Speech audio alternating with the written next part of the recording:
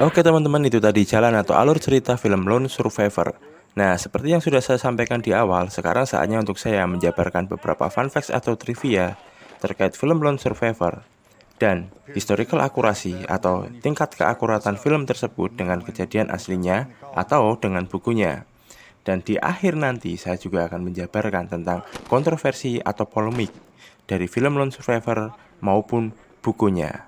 Oke, langsung saja untuk yang pertama. Fun facts. Fun facts yang pertama, kemunculan Marcus Luttrell asli di beberapa adegan atau cameo. Beberapa dari kalian saya yakin sudah ada yang mengetahui hal ini. Paling menonjol ya saat adegan ini. Selain itu, Marcus cukup sering tampil di beberapa adegan.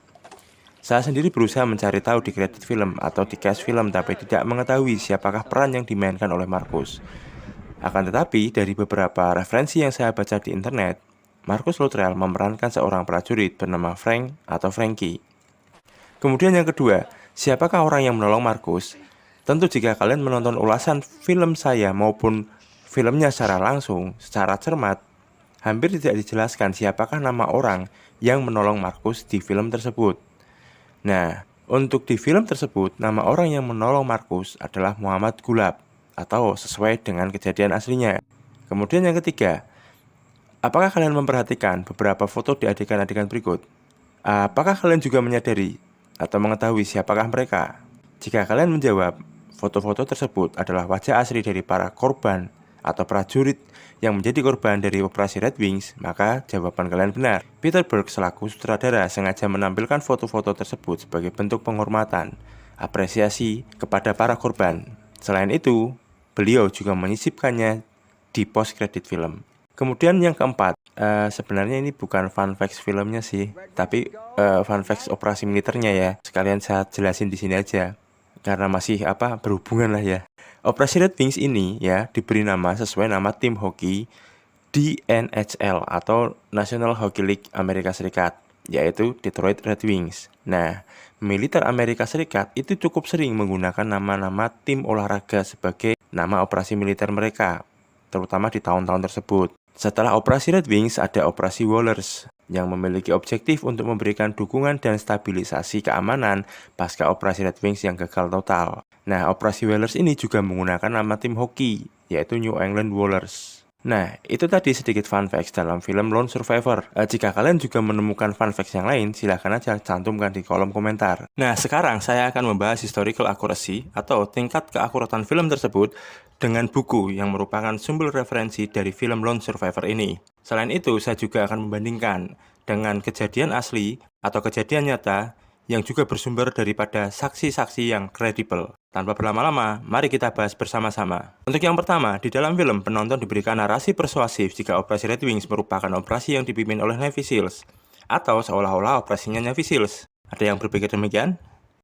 Padahal sejatinya, operasi Red Wings merupakan operasi gabungan antara USMC atau United States Marine Corps, US Navy, dan US Army. Nah, di mana US Navy ini diwakili oleh Navy SEALs, sedangkan US Army diwakili oleh 116th Special Operation Aviation Regiment atau 116 SOAR.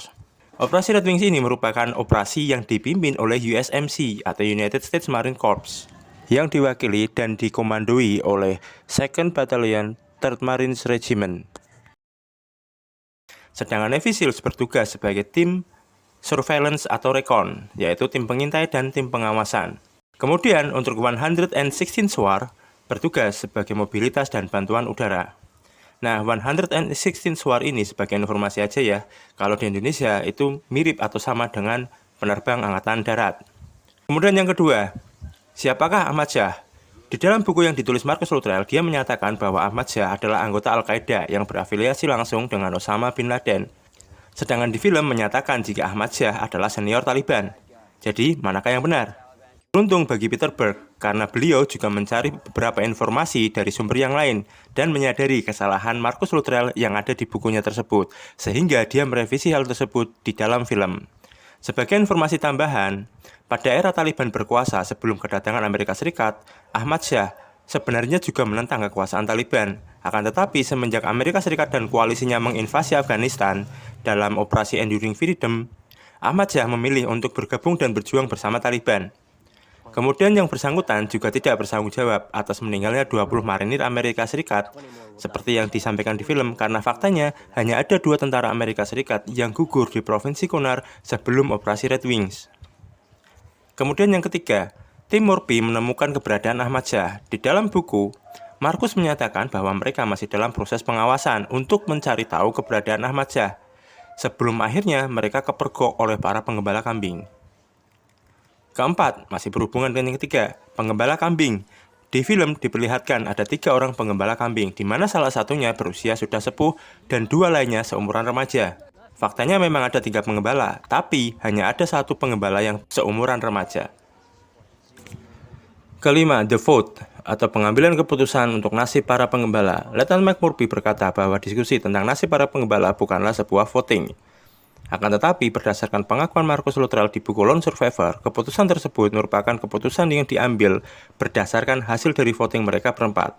Di mana hasil dari voting tersebut adalah Murphy dan Marcus memiliki pemikiran yang sama untuk melepas para penggembala dan mematuhi rules of engagement. Axelson ingin membunuh mereka demi keamanan mereka sendiri dan keamanan dan kelancaran operasi Red Wings, sementara Daniel Dietz memilih untuk abstain. Keenam, di dalam film kita bisa melihat jika Daniel Dietz tertembak di bahu, kemudian tertinggal di atas.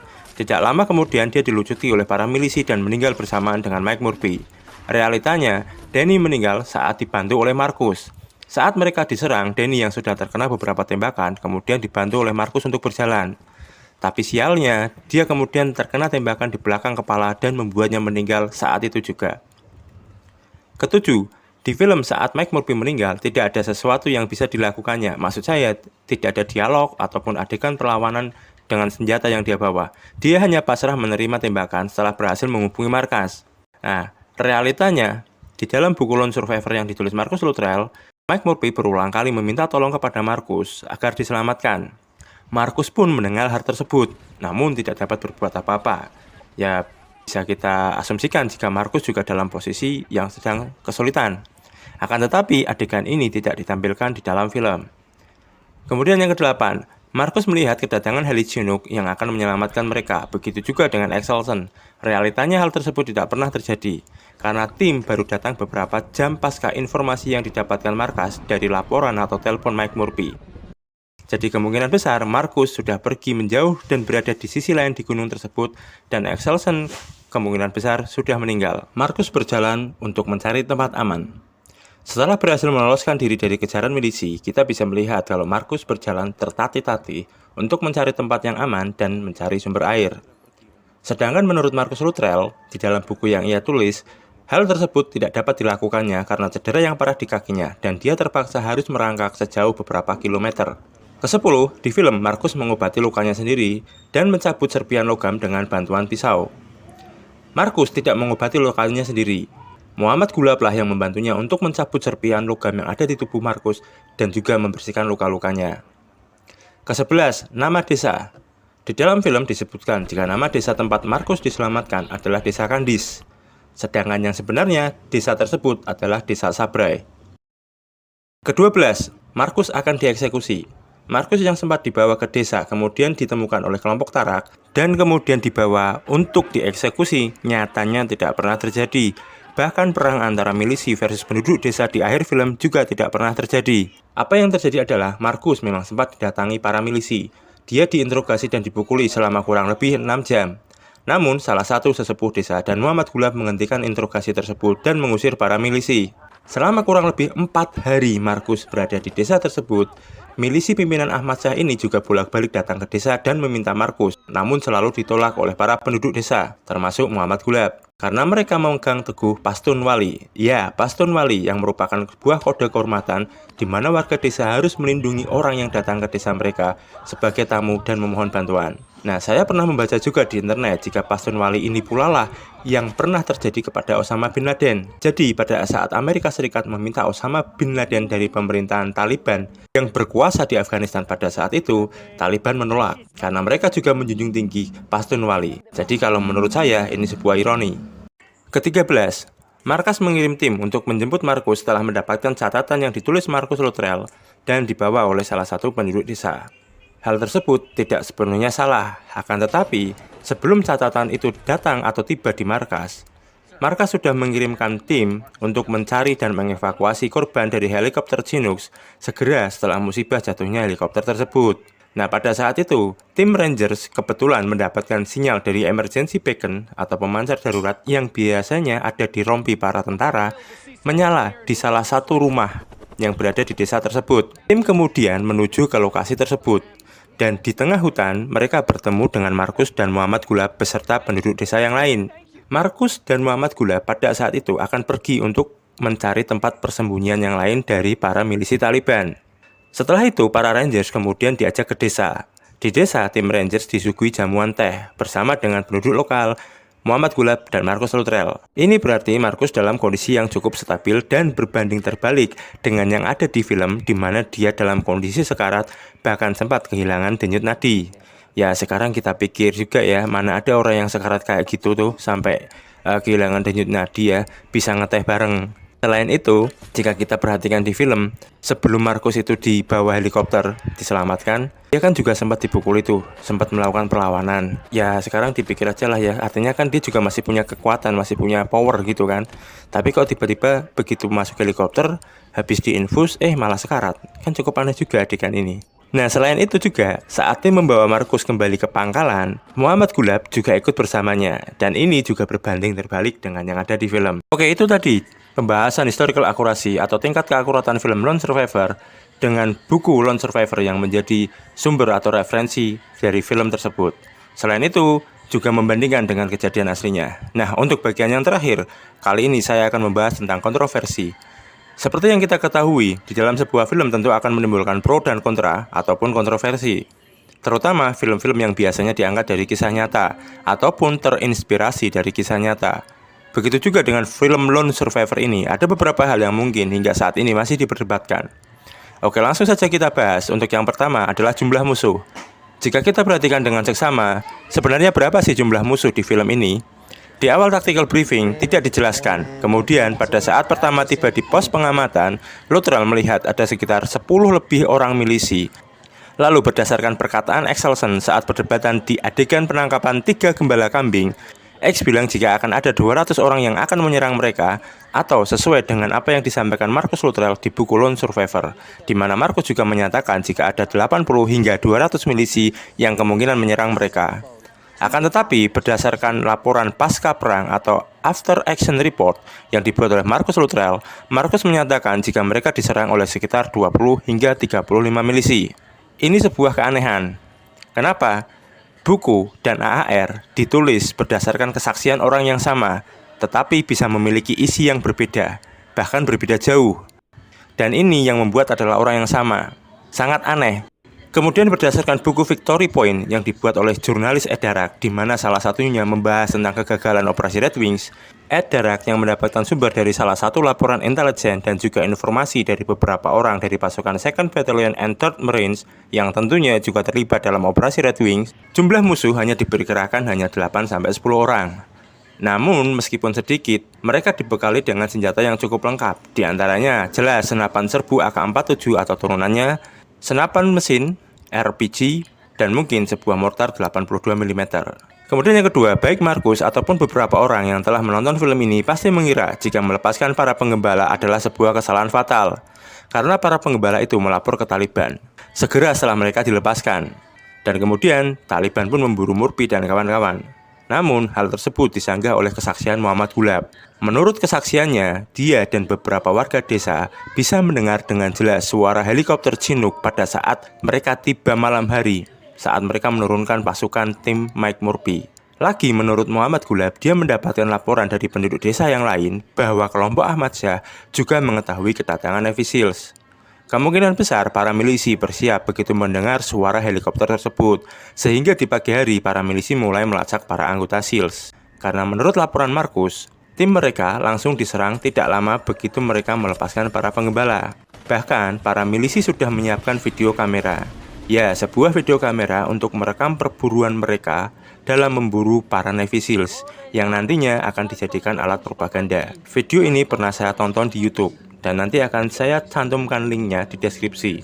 Kemudian ketiga, kembali menurut Muhammad Gulab, kontak senjata berlangsung tidak begitu lama atau tidak selama yang diceritakan Marcus Luttrell di bukunya, di mana di dalam buku tersebut Marcus menyatakan jika kontak senjata berlangsung kurang lebih 3 jam, karena para penduduk juga dapat mendengar suara dari kontak senjata tersebut. Selain itu, di buku Marcus mengatakan jika mereka nyaris menghabiskan seluruh amunisi yang dibawa. Akan tetapi, pada saat Gulab merawat Marcus dan memeriksa perlengkapan serta peralatan Marcus, Gulab menemukan 11 magasin full amunisi. Tentunya ini berbanding 180 derajat dari statement yang dibuat Marcus di bukunya. Namun, menurut saya tidak menutup kemungkinan jika Marcus mendapatkan tambahan amunisi dari teman-temannya yang gugur. Ya, seperti di adegan pada saat McMurphy menyerahkan beberapa amunisinya ketika dia mau menghubungi markas. Keempat, korban dari anggota milisi. Di dalam bukunya, Marcus menyatakan jika mereka mungkin sudah membunuh kurang lebih sekitar 35 orang milisi. Akan tetapi, berdasarkan penuturan Kolonel Andrew McManus, Kolonel Andrew McManus ini merupakan pimpinan dari Operasi Red Wings dari Matra Marinir Amerika Serikat atau USMC, dan juga kesaksian dari Patrick Kinzer yang merupakan anggota marinir yang terlibat dalam Operasi Red Wings juga dan misi pencarian para korban. Mereka tidak menemukan satupun jenazah para milisi pada saat mereka menyisir lokasi pencarian para SEALs dan Stalkers yang gugur. Stalkers ini julukannya 116 Sword ya. Nah, akan tetapi dalam hal ini saya juga memiliki pendapat, seperti yang kita ketahui Taliban itu juga orang muslim. Jadi menurut saya kemungkinan besar jenazah-jenazah para Taliban yang gugur itu sudah diambil oleh para milisi lain yang selamat, yang tentunya nantinya akan dikuburkan dengan layak sesuai prosesi hukum Islam. Itu pendapat saya ya. Nah, itu tadi pembahasan panjang dan juga kontroversi yang menaungi film dan buku Lone Survivor ini. Semua data yang saya dapat memang hanya bersumber dari internet. Akan tetapi, data-data tersebut dijabarkan oleh orang-orang yang kredibel dan beberapa juga terlibat langsung di dalam kejadian memilukan dalam sejarah militer Amerika Serikat. Bisa dikatakan dari kontroversi ini, kita bisa melihat sudut pandang orang lain selain dari Marcus Luttrell. Di sini saya tidak mengajak kalian untuk mempercayai cerita siapakah yang paling benar. Akan tetapi saya hanya murni menyampaikan kesaksian atau referensi yang ada. Dan terlepas dari semua miss ataupun kontroversi yang ada di dalam film ini, Lone Survivor tetap menjadi salah satu film terbaik buat saya dan sangat layak untuk ditonton. Jika Anda punya kritik dan saran ataupun pendapat tentang film ini ataupun terhadap konten saya, silahkan tulis di kolom komentar. Cukup sekian dari saya, Mbah Raksa pamit dan sampai ketemu di video berikutnya. Ciao.